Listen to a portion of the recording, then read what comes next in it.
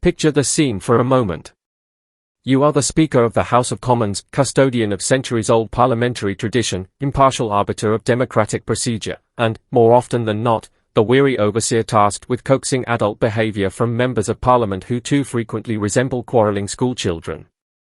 Now imagine waking up on a Monday morning only to discover that the very government sworn to uphold the sanctity of parliamentary sovereignty has treated the institution with all the respect afforded to yesterday's discarded chip paper. This, dear reader, is precisely what befell Sir Lindsay Hoyle. While much of Westminster was still nursing its morning tea, members of the press were already receiving briefings on the contents of the government's Strategic Defence Review. Parliament, the supposed heart of democratic deliberation, was left entirely in the dark. The resulting scene in the Commons was as revealing as it was dramatic. Sir Lindsay, no doubt anticipating a standard day of procedural oversight, was instead propelled to the centre of an extraordinary political moment. But rather than reprimanding MPs for unruly conduct or fluttering order papers, he issued what can only be described as a stinging constitutional reprimand, and not to a backbencher or a junior minister, but to the Prime Minister himself. The moment carried the theatrical charge of a headteacher catching the star pupil breaking curfew and choosing to make an example of him before the entire school. But this was far more than mere political spectacle. It laid bare a fundamental truth about democratic accountability. This was not a trivial matter of forgotten protocol or dusty tradition. It spoke to the core democratic principle that elected representatives, the people's voice in Parliament, must be informed before the press. It is the most basic rule of responsible government. And herein lies the true political sting. The Labour government, under the leadership of Sir Keir Starmer, ascended to power on a platform built upon promises of restoring integrity, transparency, and respect for Britain's institutions, a pointed contrast to the disarray and disregard for norms so often attributed to the preceding Conservative administrations. Yet, scarcely into its tenure, it has found itself publicly chastised by the Speaker for sidelining Parliament in favour of a press briefing. It is, in political terms, akin to volunteering as the designated driver and then being caught downing shots in the pub car park. The leak of the Strategic Defence Review was not merely a communications misstep. It constituted a flagrant violation of the Ministerial Code. Paragraph 9.1 is unequivocal. When Parliament is in session, major policy announcements must be made to the House before they are shared with the media. This is not some arcane courtesy or ceremonial nicety, it is a foundational tenet of Britain's parliamentary democracy. Yet someone within Downing Street apparently deemed a weekend of favourable headlines worth breaching it. As MPs learned of the country's defence priorities via the Times or the Guardian, the Prime Minister was smiling for the cameras. Parliamentary sovereignty, it would appear, was deemed less pressing than securing a good photo opportunity. What makes the episode all the more egregious is its stark hypocrisy. Labour spent years lambasting the Conservatives for their penchant for governing by press release, for their readiness to bypass Parliament in favour of glossy media launches. Sir Keir Starmer and his shadow cabinet were vocal in their condemnation of what they described as Boris Johnson and Liz Truss's contempt for constitutional norms.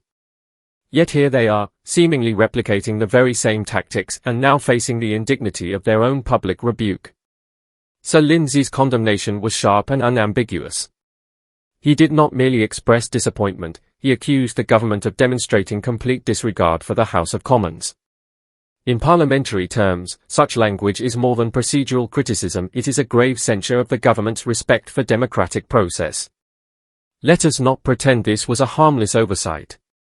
This was not a junior aide accidentally circulating the wrong document. This was a calculated decision. Someone within Labour's communications operation weighed the short-term political advantage of media exposure against the long-term damage to parliamentary integrity and chose the former.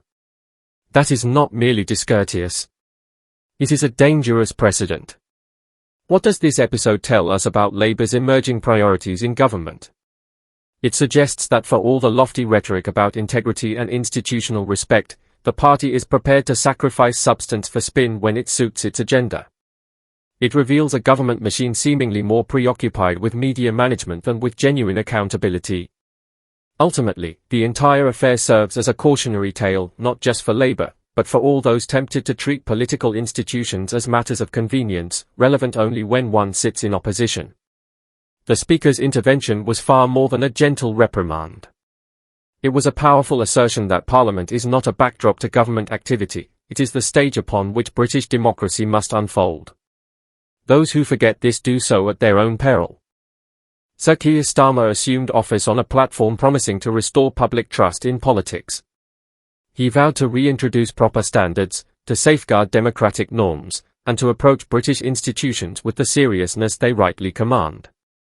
And yet, fast forward to this week, and his government stands accused of treating Parliament not as the sovereign core of our democracy, but as an inconvenient obstacle to its media strategy. It is the political equivalent of vowing fidelity while being caught sending flirtatious messages to a former lover. The Strategic Defence Review ought to have marked a significant moment, a weighty policy declaration, signalling Labour's long-term vision for the UK's national security and defence posture. It was an opportunity to display strategic foresight, competence, and mature leadership on matters of critical national importance. Instead, the focus shifted dramatically, from substance to process, from vision to violation. The narrative was no longer about defence priorities, but about the government's failure to adhere to the most elementary principle of parliamentary democracy: inform MPs before briefing the press. It was, as one might put it, akin to preparing a gourmet meal and serving it on a dirty plate.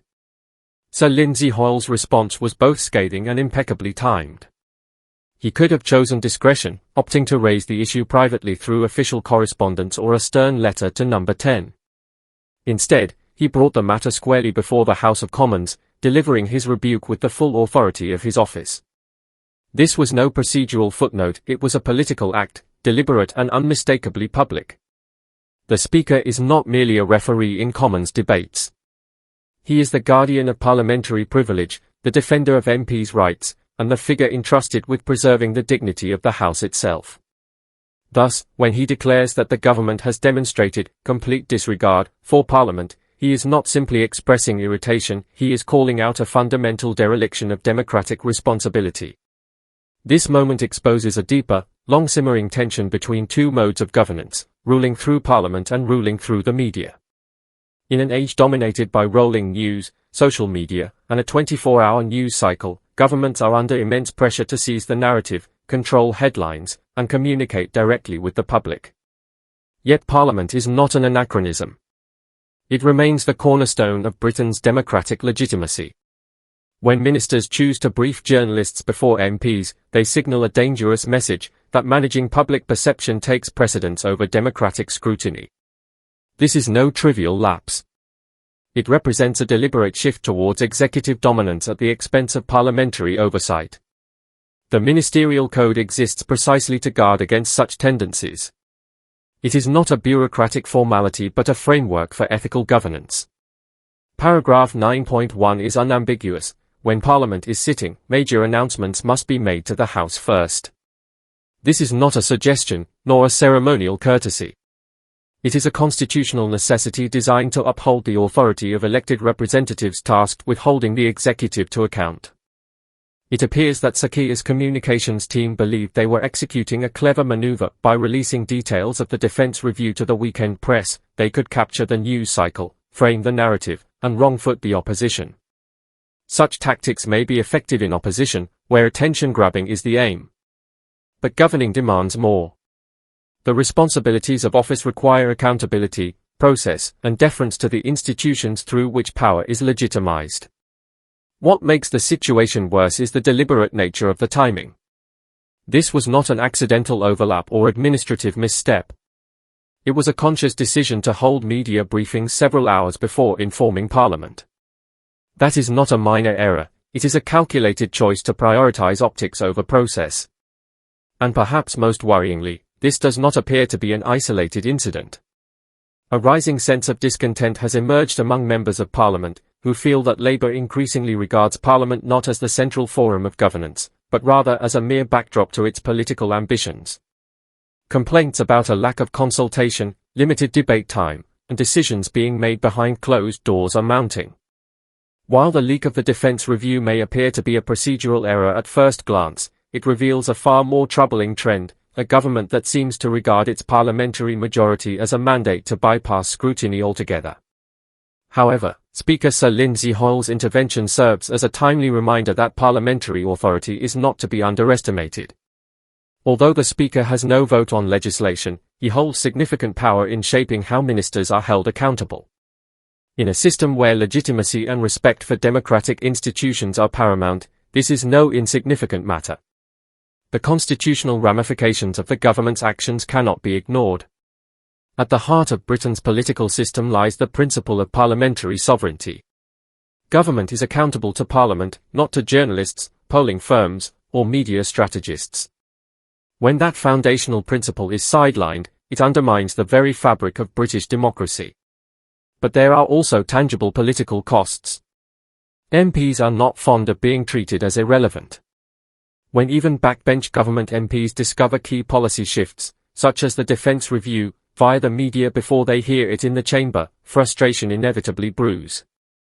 And when those MPs feel sidelined, disillusionment can quickly turn to outright rebellion. For opposition parties, this episode is an invaluable political gift. The next time Labour accuses others of procedural dishonesty or constitutional neglect, they will face a swift, pointed retort: what about the defence review leak? That breach of protocol is an open goal for Labour's critics, and one that the government essentially handed over to them on a plate. Even the media, who were briefed in good faith, have found themselves caught up in the controversy. Journalists reporting on the story did so unaware that they were inadvertently participating in a constitutional misstep. Some have since voiced their discomfort, rightly noting that their role should not involve enabling governments to bypass parliamentary scrutiny. As of yet, the government's response has been notably subdued. This silence is telling, for there is no valid defense. The ministerial code is unequivocal, the rules have been in place for decades. The timing of the leak was deliberate, and the message could not be clearer: Parliament still matters. When a government forgets this, it risks not only procedural embarrassment but long-term damage to its credibility and constitutional standing. But this issue stretches far beyond a single leak or a momentary lapse in protocol. It speaks to a much broader question of competence and respect for democratic institutions. A government's ability to juggle competing priorities is not optional, it is essential. Policy development, media strategy, parliamentary procedure, and public engagement must operate in tandem, and when a government fails to manage the most basic of these tasks, such as informing Parliament before making a major announcement, it calls into question its capacity to tackle the more complex challenges that governance entails. What made this episode all the more remarkable was the Speaker's decisive intervention. Sir Lindsay Hoyle did not simply voice irritation, he delivered a sharp constitutional rebuke, wielding the full authority of his office. In doing so, he reminded the country that Parliament still holds sway, even in an era dominated by rolling news cycles, media-driven political spin, and a constant quest for attention. Parliament remains the institution at the heart of Britain's democracy, and it still has the power to make its voice heard. When the government forgets that, it does so at its own peril. A public dressing down of this nature is far from a minor procedural misstep, it is a reputational disaster. It casts a government that promised seriousness, responsibility, and integrity as amateurish, arrogant, and disrespectful. And that is not the image any administration would want permanently etched in the public consciousness. It reinforces the growing perception of a government more interested in media management than in genuine democratic accountability. Let's be absolutely clear, this was no innocent mistake born from poor coordination or bureaucratic chaos. The government had several hours, ample time, to inform Parliament before briefing journalists. The decision to go to the media first was not a lapse in judgment, it was a deliberate strategy. And this, in essence, is what made Speaker Sir Lindsay Hoyle's anger so potent. It wasn't about adherence to parliamentary etiquette, it was about a deep-rooted principle. Going forward, this debacle will almost certainly influence how the government handles future announcements. Ministers may become more cautious, more mindful of procedure, and more inclined to treat Parliament as their first audience rather than an afterthought. However, let's not deceive ourselves. There is also a real possibility that they'll grow increasingly resentful of what they perceive as outdated constraints on political communication in a fast-paced, hyper-digital age. Meanwhile, the opposition parties have been handed a political gift. Every time Labour attempts to assert institutional credibility or present itself as the responsible party, they will be confronted with the resounding question, what about the Defence Review leak? This is the kind of own goal that doesn't simply sting in the moment, its reverberations will echo through every future debate. But perhaps the most significant takeaway from this episode is what it reveals about the broader tension in modern politics. On one side, you have the imperative of traditional democratic accountability, the right of Parliament to scrutinise, debate, and question. On the other, you have the demands of modern media, speed, narrative control, and the temptation to communicate directly with voters, bypassing the legislative middleman. The government has yet to find a way to balance these forces, and this latest debacle proves that it has not figured out how to manage both the media's demands and its constitutional obligations. This is not merely a communications issue, it's a problem of democratic integrity. Once governments begin to treat Parliament as optional, we're no longer talking about poor messaging, but about eroding the very foundation of representative democracy itself. For some voters, the principle that Parliament should hear major announcements first may seem outdated or irrelevant. But it's fundamental to our system of governance. If elected members of Parliament are no longer the first to scrutinise government policy, then what exactly is their role? Why even have Parliament? Sir Lindsay Hoyle, in his forthright public intervention, made it clear that these principles are worth defending. His pointed rebuke serves as a reminder in an age when so many of the safeguards on political conduct seem to be eroding, that not all traditions are meaningless.